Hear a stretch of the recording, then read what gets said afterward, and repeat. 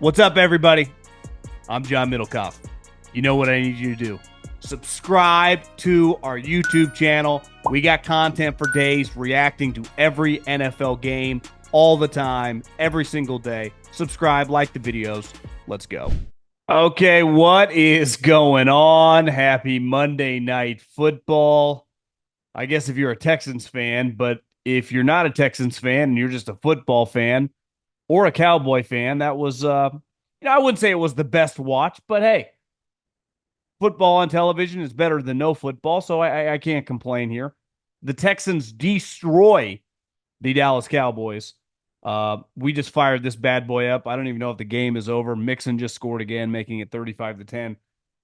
And the Dallas Cowboys have some serious issues. Obviously, their starting quarterback is up in the coaching box listening to the headset, and the Cowboys are just in shambles. So we'll dive in a little bit to this game. I think a lot of people were waiting for Doug Peterson to get fired this morning, or kind of expected it to happen. And I kind of wanted to dive into that. I think Mike McCarthy, we're going to keep hearing his name, but I think there's a reason that the Jets and the Saints made their moves to get a look at their guys, and I don't think that's the same for some of these other teams. And then, of course, the little penthouse and outhouse. The Bills, there's no denying them now, and the outhouse is pretty stinky. I mean, it's pretty ugly. There are some absolutely terrible teams, and that doesn't even the Giants, who broke some news this morning, which we'll also dive into, didn't even play. Same with the Panthers, who are actually hot. They've won a couple games in a row, but we will dive into that. The Steelers fans, I don't know if they're going to be too happy with me because I don't know if I put them on the same level, but we'll dive into it. Before we talk some football, though, do you want to go to a football game? Do you want to go to a basketball game? Do you want to go to an NHL hockey game? Do you want to go to a concert? Do you want to go to a comedy show? Well, guess what? I got you covered because my friends, my pals, and the official ticketing app of this podcast, Game Time. Download that app right now on your phone. And when you do it, if you want to go to an event, any event, type in the venue, type in the team you want to see, type in the artist you want to go watch, and you can search by price points. It gives you, for concerts, it gives you sight lines, gives you an idea of like how good the view is, where you're sitting relative to the stage. They have incredible flash deals. Cannot recommend them enough. So take the guesswork out of buying tickets with Game Time. Download the Game Time app, create an account, and use the code JOHN for $20 off your first purchase. Terms apply. Again, create an account and redeem the code JOHN for $20 off. Download the Game Time app today. Last minute tickets, lowest prices guaranteed. I don't quite know where to start here. I guess we could give the Texans, who are 7-4, and in a weird way feel like they've underachieved this year. Or at least I think we were more bullish on them than they have shown. I thought Troy did a pretty good job of discussing Bobby Slowick, that whenever you have offensive struggles, no one takes more heat on a team than the offensive coordinator. Because even the defensive coordinator, and there is some truth to this, while he does take a lot of heat, it's usually directly tied in with the head coach a lot of the time, and the players get a lot of the blame on defense. When you get bad play calling, bad schemes, bad protection, the offensive coordinator gets absolutely destroyed. But you play the Cowboys, who are in complete shambles. You throw up 35 points. I guess the offense didn't throw up all 35 of those points because the one, I guess it was multiple fumbles. Derek Barnett caused the fumble. Guyton, the offensive lineman, picked up the fumble. Petrie, who just destroys people, takes his ass out, and Barnett picks the ball back up and scores. That was, if you just watched the game tonight, that was easily the highlight. That was a cool moment. Feels like we always get one of those type plays on Monday Night Football, but like, we'll dive into the Texans here in a second. When it comes to the Cowboys, here's the shitty part, is their games don't matter. Like, nothing that happens in their game matters at this point. Like, the season obviously ended before Dak even went on injured reserve and out for the season. It was clear they were screwed. And then the moment they're screwed, it inevitably goes to whether coach is done. Like, they are going to need a new coach. who obviously is going to fire this entire staff. Old curmudgeon Mike Zimmer, their defense, which has not played well this season, is not going to be back as well. So, like, judging them on a play-to-play basis or a game-to-game basis now and trying to break down stuff, like, you could argue, what's the point? At least with Tommy DeVito and Brian Daboll, if we take John Mara at his word, it's like, well, you keep judging Brian Daboll as a play caller. What does Tommy DeVito look like when he inserts them? Does their offense look better? Because more than likely, unless he's lying to people, he's going to be your coach next year. Where Mike McCarthy, like, I think it's pretty clear Jerry's not going to fire him in season. I think he's also earned the right the last 3 years to at least play this season out. I also think, and I mentioned this earlier, I woke up this morning like a lot of people, and I was like, I bet Doug Peterson comes across the wire as being relieved of his duties. And then it didn't happen. And then I saw he gave a press conference. And you know what? There's a decent chance they just have Doug coach out the string.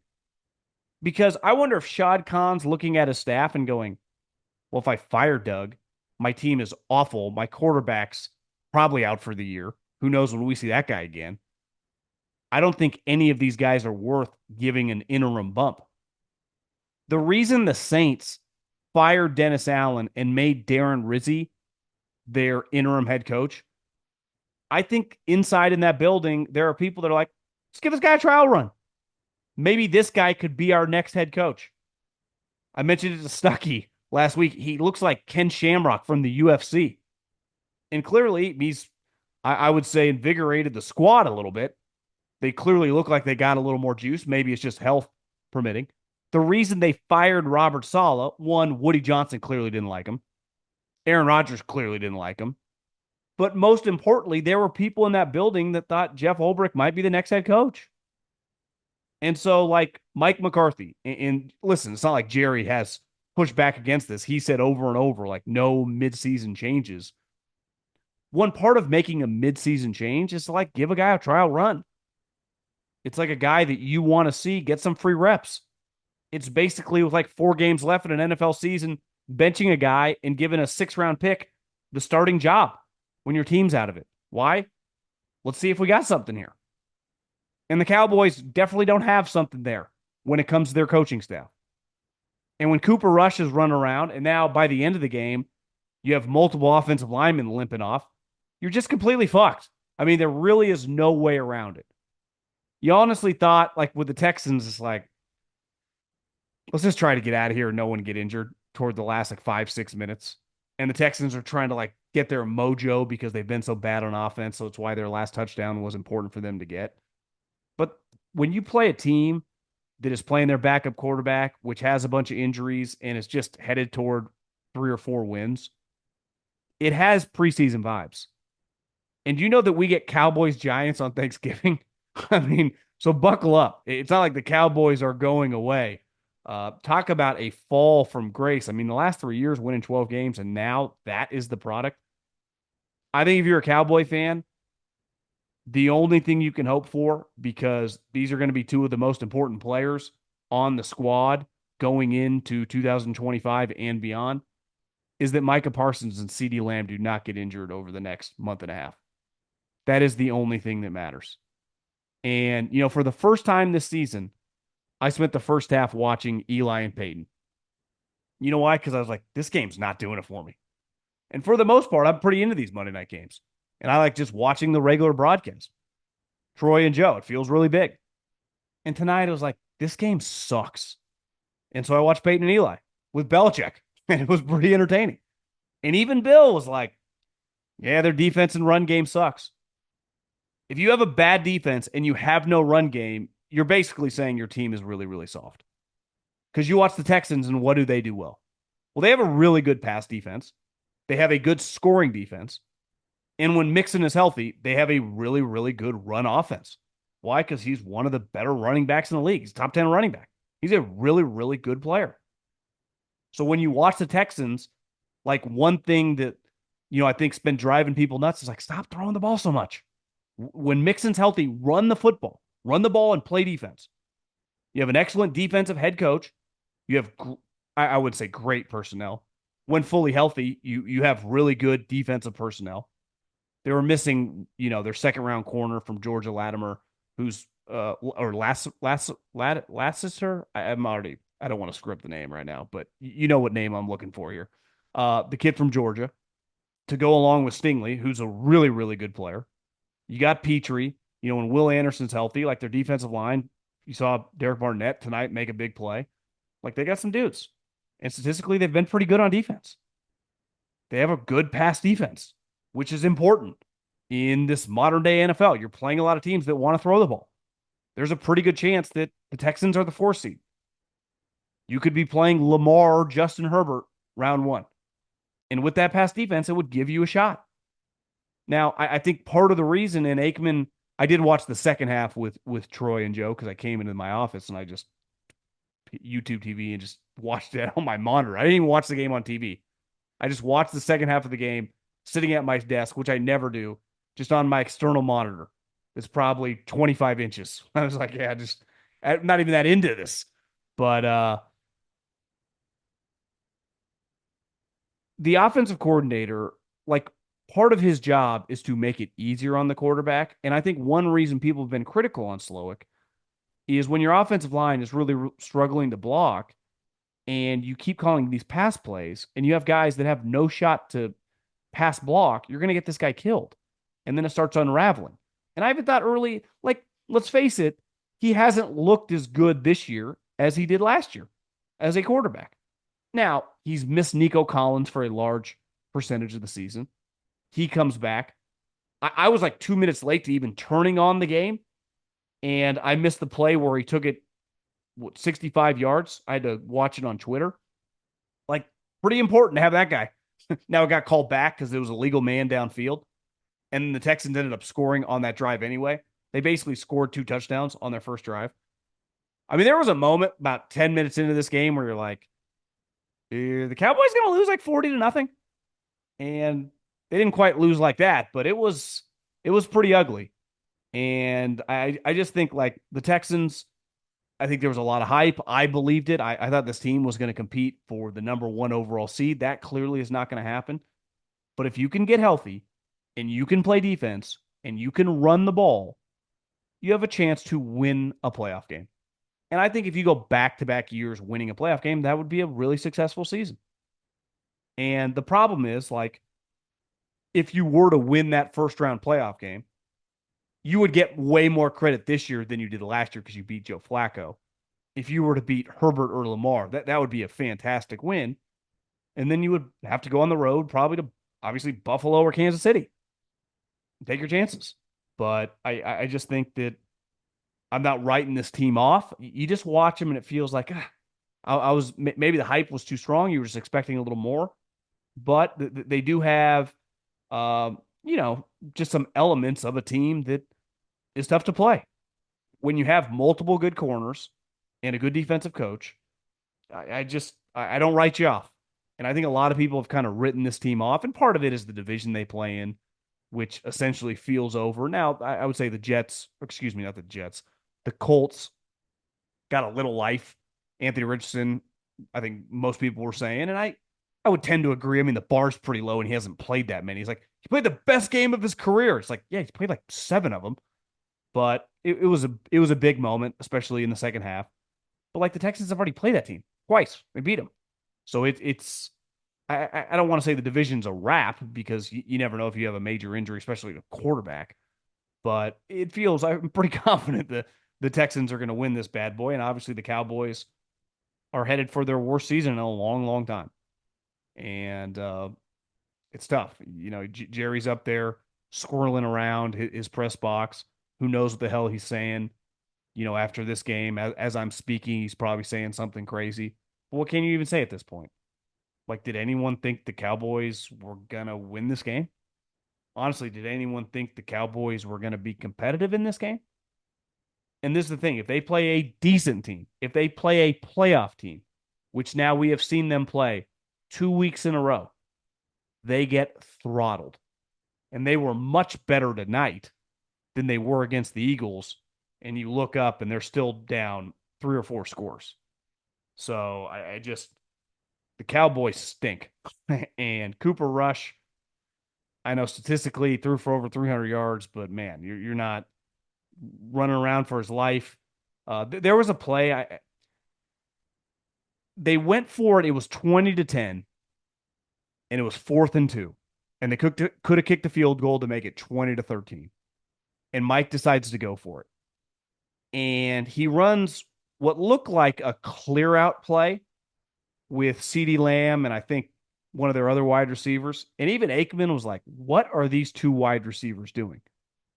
I think it was basically just, again, I'm totally assuming here, but just watching the way the play worked out, he ran those guys just to the back pylon to clear out the area so he could try to get Mingo, the dude they just traded for, a touchdown.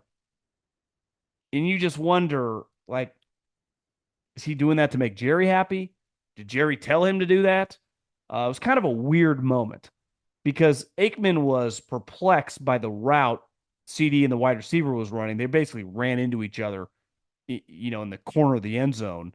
But I do wonder if it was just a one route option and it had something to do with Jerry.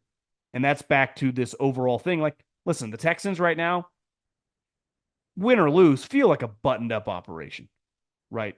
Their general manager, Nick Caserio, working hand in hand with D'Amico, down to CJ, a lot of their young core. Like, you just feel good about the direction. It's the complete opposite of the shit show going on in Dallas. I mean, those are two teams. I mean, one is the dominant team of the region, the Cowboys, against kind of the little stepbrother in the Houston Texans, who just feel like they got their shit together and are going to be in the playoffs most years moving forward. Now, are they true Super Bowl contenders? Obviously, they got a little ways to go. Maybe they're a draft away, but that's a real operation that just feels kind of quiet too. And maybe that starts from Casario's New England roots. D'Amico, for being a former player and a pretty highly touted famous guy, he's pretty low key. Like, he's not Mr. Talk a bunch of shit and make it about himself. Like, he's actually very old school. Like, to me, when I think D'Amico Ryans, I just think like kind of quiet, all about his actions and high class guy. And when you think the Cowboys, is a lot of sizzle. It's a lot of Jerry talking. And now the product is just horrendous. So, I mean, all eyes point to in January, who is Jerry Jones, Stephen Jones, and the Cowboys brass interviewing. And like I said, I think these coaching firings mid-season, a lot of people thought Eberflus should have been fired last week after they lost to the Patriots. Well, it's pretty well established that the Bears are really cheap. And when you make a guy an interim coach, you do have to give him a pay raise. But if you don't view your team as a playoff team, what's the point of firing the guy that you're going to fire in a couple months anyway to make a guy that you don't believe is a head coach candidate, give him the opportunity to be a head coach? You might as well just write it out.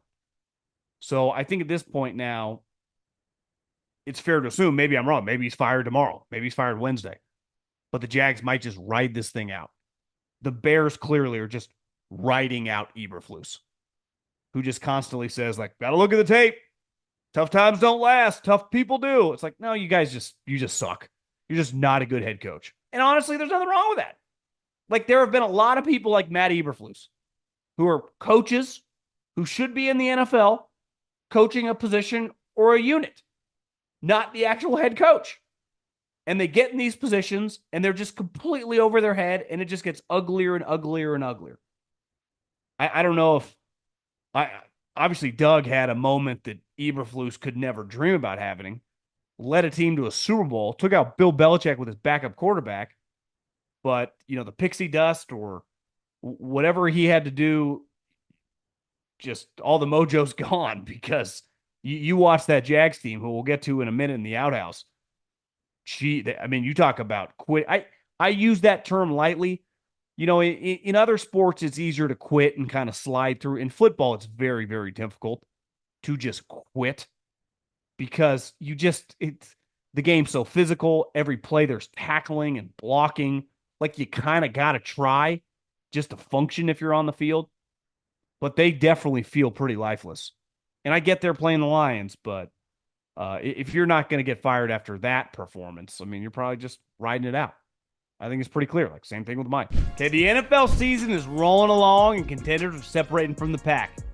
But one thing hasn't changed, baby. DraftKings Sportsbook, an official sportsbook partner of the NFL, is the #1 place to bet touchdowns. Listen, whether it's fades in the corner of the end zone, running backs breaking big 60-yard runs, we don't care. We just want to bet touchdowns, and DraftKings is the place to do it. Ready to place your first bet? Try betting on something as simple like a player scoring a touchdown. Go to DraftKings Sportsbook app and make your first pick. Here's a reason for new customers to do a touchdown dance of their own. Bet $5 to get $150 in bonus bets if your bet wins. Score big with DraftKings Sportsbook, the #1 place to bet touchdowns. Download the DraftKings Sportsbook app and use the code JOHN. That's code JOHN for new customers to get $150 in bonus bets if your bet wins when you bet just $5. Only on DraftKings. The crown is yours. Let's go to the penthouse and the outhouse for this week. You know, I've said forever that the Chiefs are not going anywhere. I don't care how random their season has been, obviously pulling out some of these one-score games out of their you-know-what. That's impressive, though. Like, part of having a good season is winning some crazy games. Now, statistically, is it possible to do that week after week after week after week? Obviously, essentially, or eventually, it's going to bite you in the ass. Now, that turns out it wasn't a one-score game, but it was 23-21 in the fourth quarter. And it had the feel of like, it's Kansas City written all over it.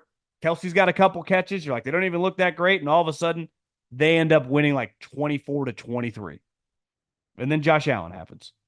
And he currently is the betting favorite for the MVP. We still got a ways to go, but I think, you know, narratives and momentum matter. And if Lamar only had one MVP, like last year had just gone to someone else, I do think he'd have a better opportunity to win it this year because statistically he's having a way better season, even despite having the shitty game against the Steelers.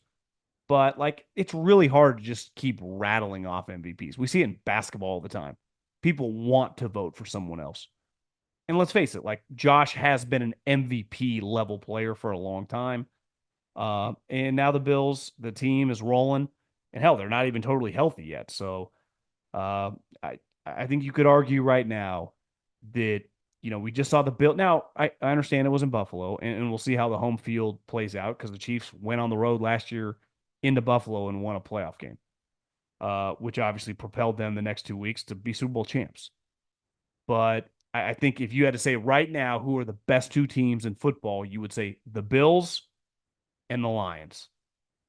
That doesn't take anything away. Like, the Chiefs are in the penthouse. They should be in everyone's top 2 or 3 on power rankings and not leave all season unless they lose like 5 straight games, which they play the Panthers this week. Newsflash, they're going to win. But those are the only 2 teams I'm putting in the AFC.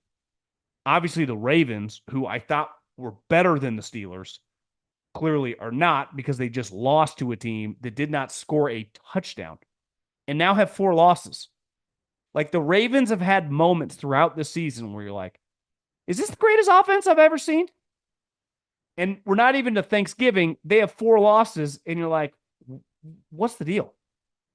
They just lost to a team that did not score a touchdown.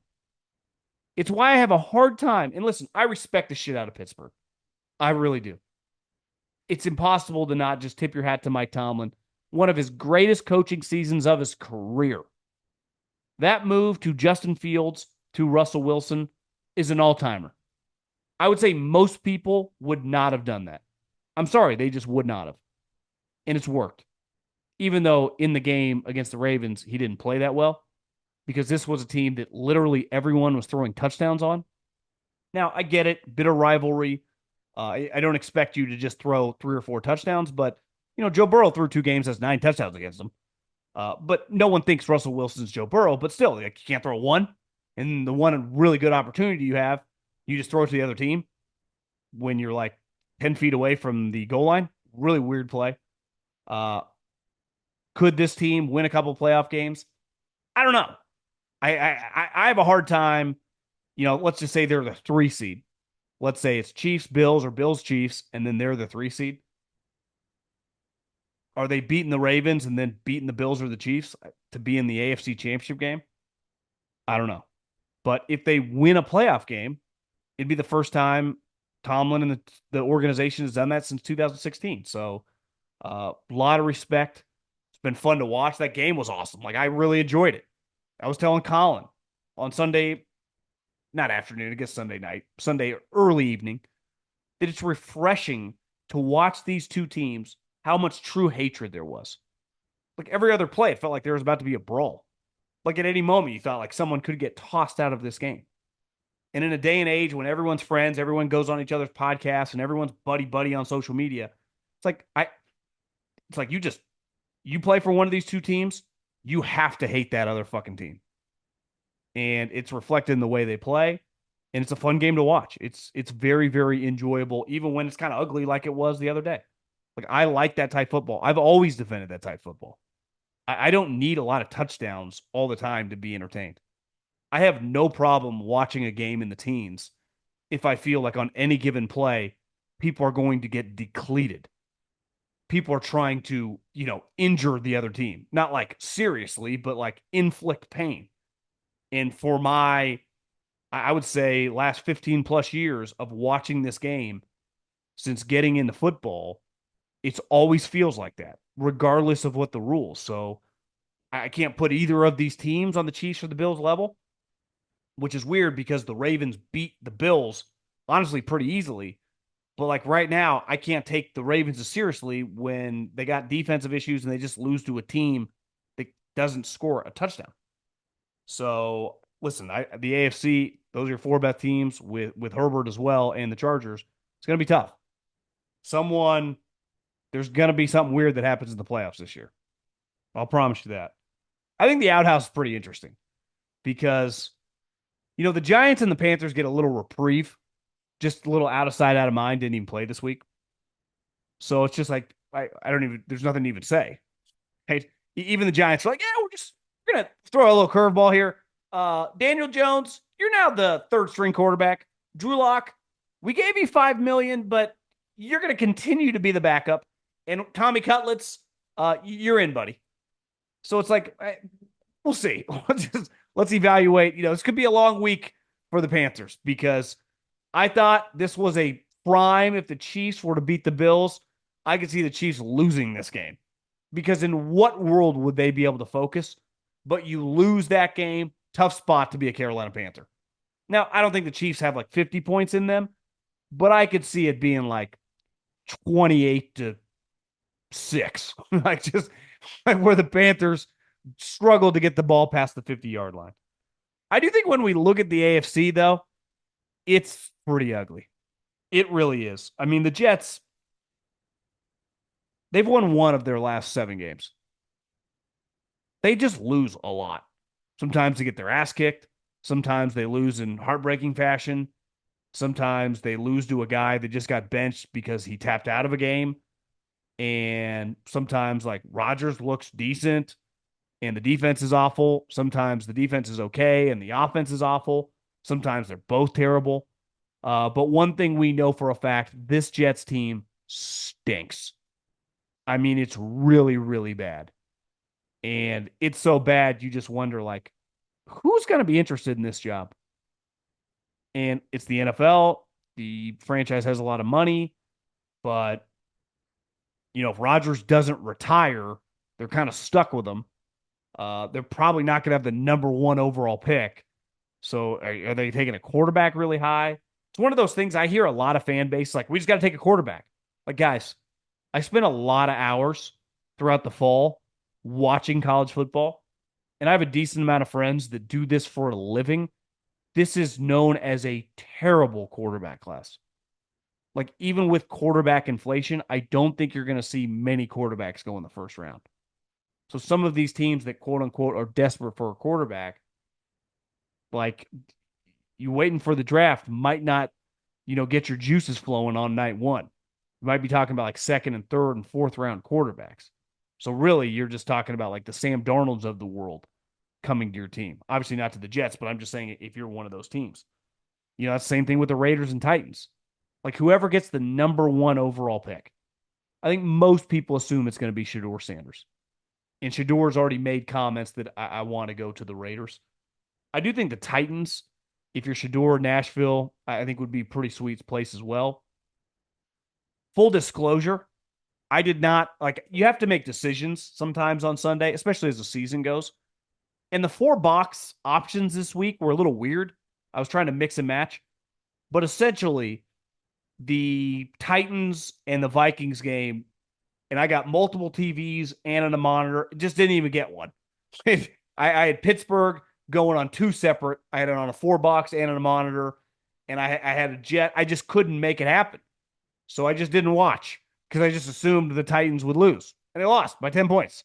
And Minnesota's weird. They were really fun to watch early in the season. They're not quite doing it for me lately, but shit, they're 8-2. So I just assumed they would win that game. They did. Titans are terrible.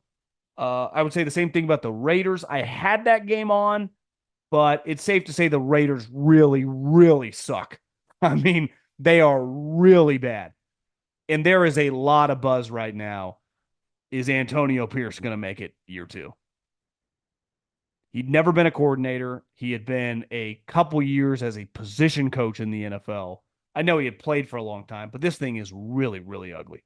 Now, you could argue it was set up to fail. It was a bizarre situation to begin with, but that situation is worth monitoring. I've said all along, I just assume Mark's going to roll it back, but it feels like it gets worse by the week. It's really ugly. It's really ugly. And what if Dion floats out to Mark and Tom Brady if they get the number 1 pick? The only way we're coming is if I'm the coach, baby. Then it's bye-bye Antonio, come on in prime. And last but not least, speaking of Doug Peterson, the Jags lost 52-6. You lose 52-6, this is the National Football League. It happened to the Titans a couple weeks ago. You give up 52 points. I don't even know what to say. You're speechless. I remember last year when the Broncos gave up 70. You're like, listen, I want to like Sean Payton. I mean, I would have given him $90 million too if I was the Broncos ownership, but I might just have to fire everybody. We just gave up 70 points in an NFL game. How's that even humanly possible? And the reality is it's not really. It never happens. I'd argue feels very rare to ever see. Now, you go, what's the Lions? They already did it. Makes it a little bit easier. And that was one of those games that, after halftime, I would have gladly flipped to another game. Hell, I would have put Minnesota, Tennessee on because that game was somewhat close. But I just didn't have the options on my 4-box to keep the games that I wanted on my main TV. So I was just stuck watching it. And every time you looked, Jared Goff threw over 400 yards. The Lions almost ran for 200 yards. I think it was 196. I watched Dan Campbell because Schefter puts it out every week, his post-game speech where he gives out game balls. He gave game balls to everybody on the offense. They shattered every single record. Yards per play, touchdowns. It's it's crazy. But hey, man, Doug will always have. He gets fired. He has a statue out in front of Philadelphia, and he brought them a Super Bowl with Nick Foles. So no matter how ugly it is in the outhouse, no matter how shitty your team smells, you're a Super Bowl champ. Can I tell you about my new friends? No Days Wasted. The holiday season, means going to parties, hanging out with the boys, having a few cocktails, watching the game, picking it with some old friends. So be ready to celebrate and bounce back the next day with DHM Detox, the ultimate vitamin for when drinking. It's a science-backed, functional herbal supplement loaded with antioxidants and liver-supporting ingredients. You just take these 2 capsules right after a few drinks. And DHM Detox gets to work so you can wake up feeling fresh for kickoff. No Days Wasted is running the biggest sale of the year for Black Friday. Get 30% off all orders this week. Stock up now for the holiday season and your next game day celebration.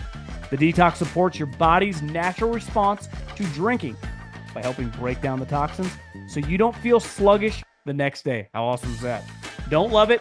No Days Wasted offers a full refund on your first order of a 15-pack. No questions asked. Don't waste time feeling sluggish after a night out. It's a completely risk-free purchase. Feel great or your money back on your first order. Head over to nodayswasted.com/ 3&out and use code 3&out. That's number 3, ANDOUT, to get 30% off your order. That's no days wasted / 3&out for 30% off and free shipping. Okay, let's hit on a couple other stories from around the National Football League. Today, the Giants, I don't know if they announced, but the story was broken that Daniel Jones will no longer be the starter. And I think it's safe to say if all goes according to plan, he has taken his last snap for the Giants. Because like Russell Wilson last year and Derek Carr 2 years ago, because of injury guarantees, if they were to get hurt, they would be guaranteed money into the following year, right? And for Daniel Jones, that number I think is $23 million. So if they just cut him at the end of the season, I don't know exactly, they'll have some dead cap, but in terms of guaranteed money next year, they've already paid him $82 million. He's made $82 million the last 2 seasons to be the starting quarterback for a team that when he started went 3-13. And in those 16 games, he threw 10 touchdowns and 13 interceptions. He has been one of the, I would say, craziest failures we've ever seen when it comes to a contract and just an immediate, like, this guy can't play. Like, he's just not a very good player at all. Like, you have no chance when he's your starting quarterback to beat the opposing team on a Sunday, whether that team is the Eagles or whether that team is just some random shitty team. You are probably going to lose when Daniel Jones is starting quarterback. Now, they're going to Tommy Cutlets and not Drew Lock, who they gave $5 million to. And a lot of people are reporting that that's because of incentives and they don't want to pay him either. And I think John Mara is in this weird spot. And listen, I'm not absolving him from this situation. He took part in what I would consider like legal fraud. That's what Daniel Jones and his agents just committed. Legal fraud. $82 million for that. Give me a break. I saw a headline the other day, and I clicked on the article that CNN and Chris Wallace are going their separate ways. And Chris kind of announced that he was leaving to start his own ventures. And it turns out they were paying him $7 million, which I don't know much about, like his shows. And I was reading that his viewership is obviously greatly diminished over the last 4 or 5 years. And in this business, right, and when I worked in radio and in television, they sell ads based on the demo 24 to 54, or maybe it's 25 to 54, whatever, that range. In sports talk radio, for example, forever, it was that range, men only.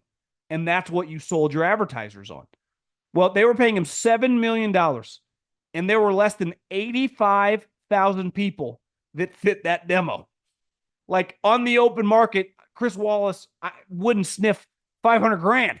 It definitely ain't like he's slinging a lot of product. His deal for the last couple of years, making that type money, when that was his audience, I'd consider that like legal fraud. It's a great gig if you can get it. It's legalized stealing. You're getting paid for something that you cannot produce.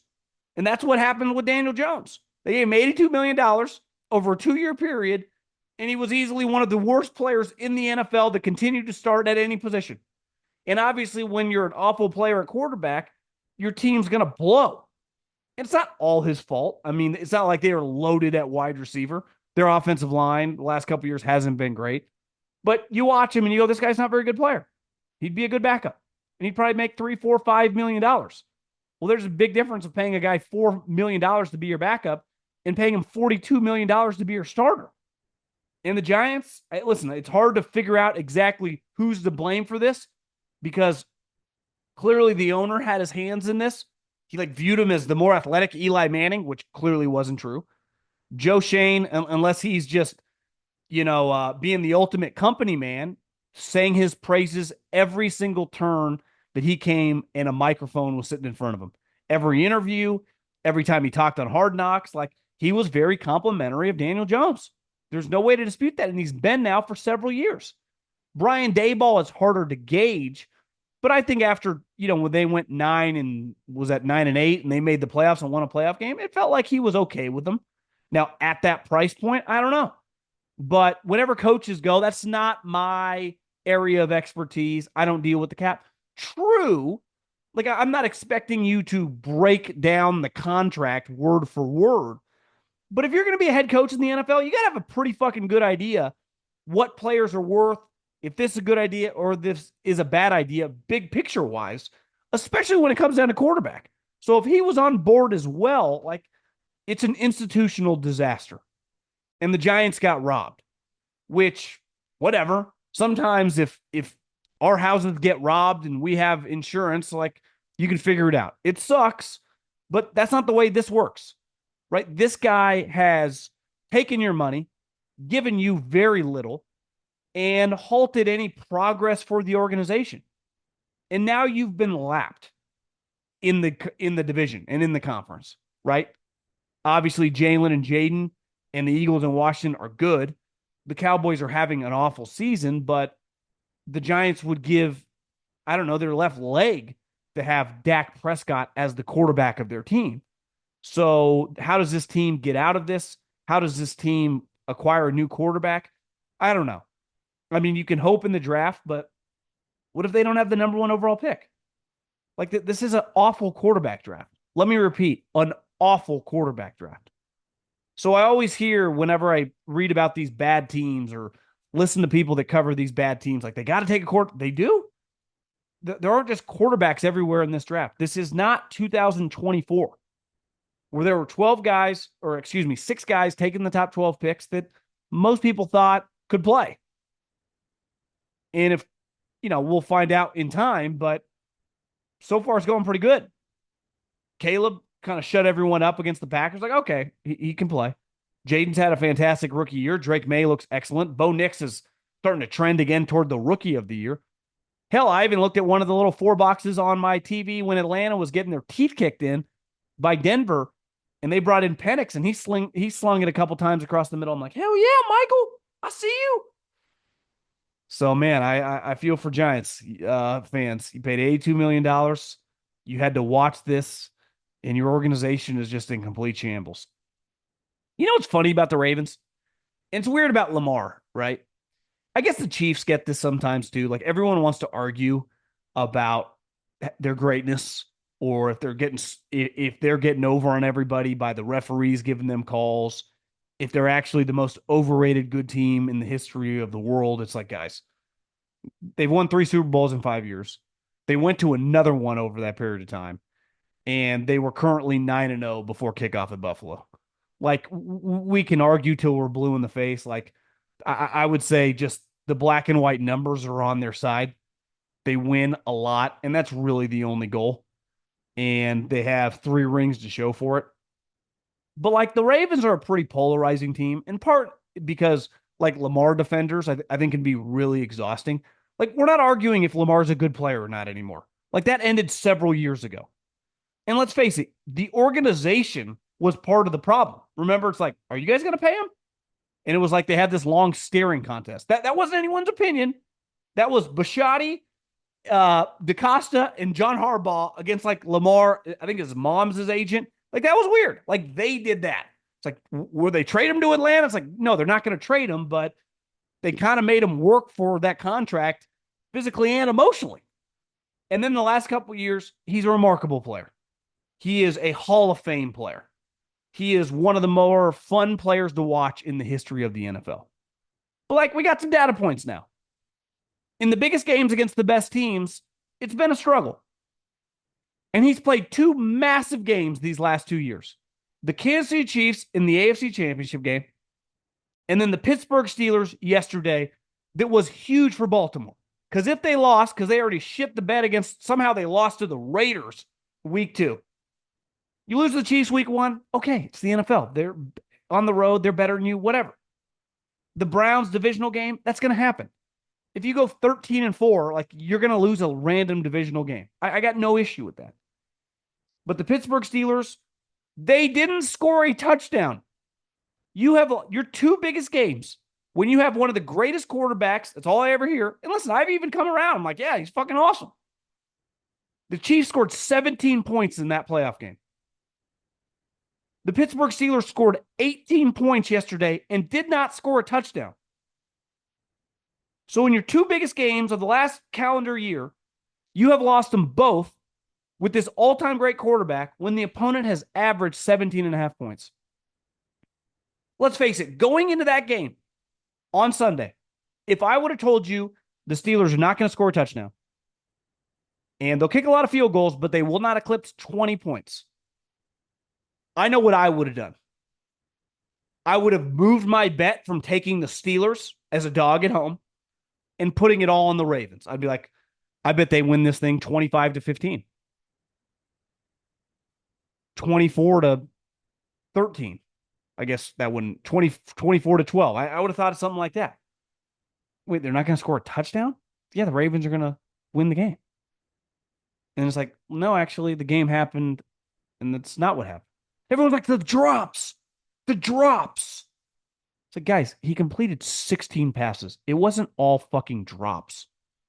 And I think what happens against the Steelers and the Chiefs is these teams limit his ability to just run around and freelance and take off nonstop.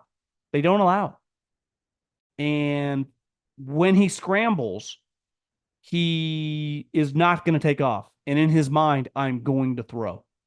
And sometimes yesterday, he did hit some guys in stride and they dropped the ball. And sometimes he airmails it or skipped a ball.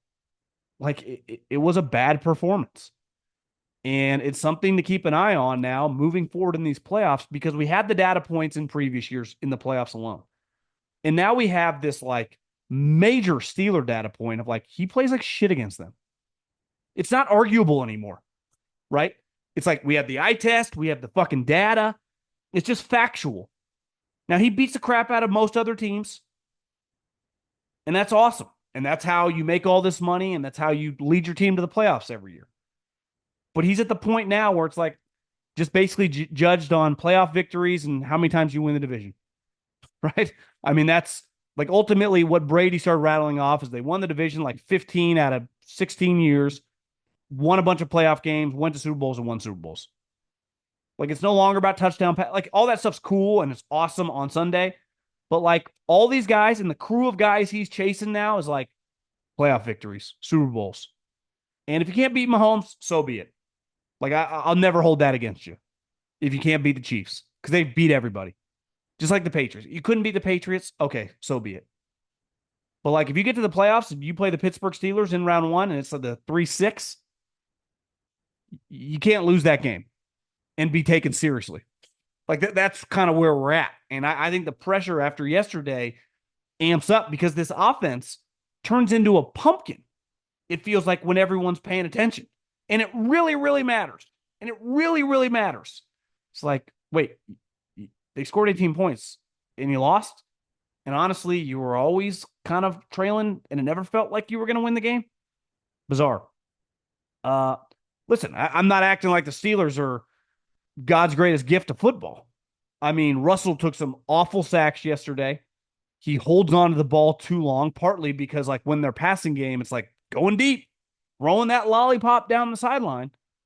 Don't really attack the middle of the field. That's never been his thing. I thought one thing cool they did yesterday is they brought in Fields a couple times for kind of that zone read. He kept it and he took off. Should have dove forward at the end of the game to ice it. He slid, but they ended up getting it regardless. That's a cool little element to their offense. But are the Steelers winning multiple playoff games playing like that? It's not like Russell looked great yesterday. And the Ravens offense, think about this. Russell did not score or did not throw a touchdown against the Ravens. Joe Burrow in 2 games has 9 touchdowns. Like, this is an offense, or excuse me, a pass defense that is terrible. And the Steelers couldn't exploit that, especially in the red zone. So, make me a little nervous if I'm the Steelers, big picture wise. Very proud of my squad, proud of my guy Tomlin. But it's just, to beat the Chiefs, to beat the Bills, definitely the Bills. Honestly, to beat the Ravens again, like, you're probably going to score some touchdowns. One thing that jumped out to me about Kansas City is, can they win the AFC again with this Kelce? And I think sometimes a narrative can start like he's just old. He's just old. And early on, whenever you talk about a legendary player, there's always pushback. Like early on, it's like, oh, Rodgers, like let's give him time. Like, yeah, we're mid-November and everyone acknowledges, like, yeah, he's old because shot fighter. And I looked at the Chiefs, Travis's numbers from 2016 to 2022. I mean, the prime of his career, his Hall of Fame resume.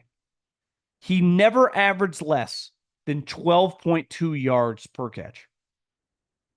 He became the greatest pass catching tight end over that span. Last year, remember, it was like, God, he doesn't quite look the same. He averaged a little over 10 yards per catch and had 5 touchdowns in 2023. But in the playoffs, he flipped a switch, averaged over 11 yards per catch, and had 3 touchdowns in 4 games, and was obviously excellent and looked much closer to his old self. Well, this season, he's averaging under 9 yards per catch, and he only has a couple touchdowns. And he's just no longer a major factor in their passing game. I think he has 60 catches on the season. So there's a quantity to his catches. But in terms of explosion down the field, which, I mean, in the prime of his career, which wasn't that long ago, it felt like he was the greatest athlete we'd ever seen at that position. Remember the game? I think it was a Sunday night game. Maybe it was a Thursday night game against the Chargers when Tyreek was still on the team. And those guys just had 2 incredible games in a comeback victory. I think that might have been Brandon Staley's first year. It's like, how do you stop this guy? I remember doing a podcast after claiming, I think it's the greatest trio in the history of the league. Definitely the most dominant offensive trio. Patrick, Tyreek, and Travis. And I do think it's fair to say, like, Travis is kind of old now. And the numbers are kind of reflecting that. So if I'm a Chiefs fan, I have so much faith in my defense.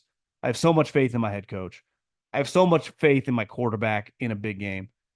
I do think it's fair to say, like, I think Travis, you have faith in him, but is his body still the same?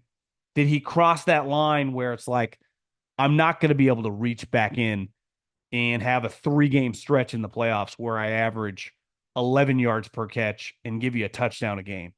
Those days might be over. Yeah, I mean, the one thing they got going for them is going undefeated as long as they did and winning all those crazy games. That 2-game buffer they had going into that Bills game. Okay, the Bills beat them, and we're 9-1. They're 8-2. Well, I looked at or they're 9-2, I guess now. I looked at the Bills' remaining schedule. They got a bye this week. In 2 weeks, they play the 49ers on Sunday Night Football. Then they play the Rams and the Lions on the road. Like, obviously, the Niners are not as good as they've been. That's still going to be a tough game. I think they would have to go 2-1 in those games, and then they'd feel pretty good about the ending to their season, which is Pats, Jets, Pats. So if they can go 5-1 the rest of the season, they would be a 14-3 team. The problem is, like Kansas City, I mean, this week they play the Panthers. I mean, are they going to lose 2 more games? And maybe they do. But I do think it shows you, like, for the Bills, they really have no margin for error in terms of the number 1 seed, which I think is massive for Buffalo. I really do. Because if you tell me they get 2 home games again, I mean, last year they technically got 2 home games and obviously lost to Kansas City. You would have to like their chances. I like their chances last year. It's hard. It's the playoffs. But that is a really, really tough place to play.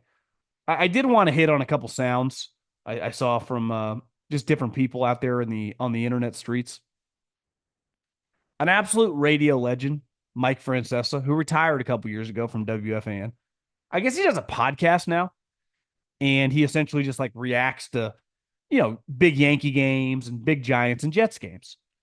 And I have seen this come up on my YouTube feed a couple times, and someone posted it on my Twitter account, or when I was scrolling around, and he just made me. I just started peeing my pants laughing. because I guess Jeff Ulbrich had some comments after the game. They're going on a bye week. And just listen to, I guess, one of the godfathers of sports talk radio discussing Ulbrich and the New York Jets. Let me say this, and maybe Ulbrich is a very nice man. He's been honest when he's gotten up there. For him to say just a minute ago, good time for a bye. Good time for a bye. How about good time for bye-bye? What do you mean a good time for a bye? Good. We'll take a hard look. Take a hard look at what? Take a hard look at the want-ads. Okay? Because you're not going to be here next year. Take a hard look at what? This is a joke. This is an embarrassment with talent. This team, with the talent that it has. I mean, I can see Devontae Adams looking around saying, what did I get myself into? They come out and they go 0 for 5. They don't get a first down in the first 5 times. When did you ever think you'd see Aaron Rodgers in the second quarter in a full building where the fans are mocking him for getting a first down? That's Aaron Rodgers. They're mocking him for getting a first down. It's just so classic to me. You can't make up the dysfunction going on in New York with the football teams. From Daniel Jones to Ulbrich to Woody Johnson to the Saquon Barkley story. It really is. I've said this forever. Like, the consumer on the West Coast just isn't as angry. Like, angry radio doesn't do as well out West. When you suck in Philly, New York, or Boston, or Detroit, or some of these Northeast Washington places, you could argue that makes for better radio and more engaged fans. And something I was always jealous of, like when our team sucked, when I was doing local radio, or when I got in the podcast space talking about the 49ers, people just don't care. They become apathetic quick. And I think, Francesa's and the boys back, in the New York area, when it comes to talking football, this is as good as running the table. I mean, they would rather consume this type content. So it made me laugh. The other thing was, obviously, most of these teams have analytical departments now. And I think if you watch football on Sundays, even Saturdays, teams are much more inclined to go for it. And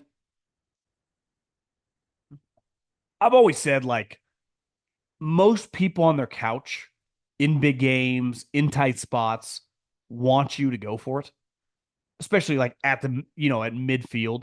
Now, there are times, like LaFleur yesterday, it's like, bro, just kick the field goal. Just kick the field goal. I can't quite wrap my head around never kicking field goals anymore. But there was a moment yesterday where Buffalo went for the kill shot. It worked. Josh had one of his iconic plays of his career. Like, most human beings sitting on their couch watching the game that know nothing about football besides maybe played in high school, that's like a fucking plumber, sells insurance, or like owns a deli. It doesn't matter what you do. Kind of are all on the same page about what to do in most situations. So I do feel these analytical departments get a little too much credit, but they are very, very aggressive down in the red zone and clearly don't care as much about field goals. But Gruden, I think he has been hired by Barstool. And I think he was watching the game on Thursday night when the Eagles played the Commanders with all the Barstool guys. And he gave like this reenactment of what used to happen. And I think he's specifically talking about the Raiders. I do think that Jon, I've watched this like 10 times. It just makes me laugh so hard every time I hear him getting so animated toward it, is a good example of the way most coaches talk to their friends, to their fellow coaches, and the non-front office people, because I don't think they love it at all. Here's Jon giving his reenactment of what it was like on game day when the analytical guy would tell him to go for it. That's where the analytical guy goes, hey, Coach Gruden, go for it right here. Go for it. I'm like, okay. We go for it. We get stuffed. And I go, hey, fuck you up there, you fucking idiot. You know what I mean? Aggressive. It's 12-10, man. We kick the field goal. My other take on Gruden is I think it's fair to say he'll probably not coach in the NFL again as a head coach. But I do think him signing on with Portnoy is a smart move in terms of resonating with younger people, because I think his next move is college football. And I think his next move, whether it's not this offseason, it's hard to tell like what jobs are going to come open and what jobs are not going to come open, is that I would say programs like Florida, Florida State have Jon Gruden written all over them in 2025. Appreciate everyone listening. Adios.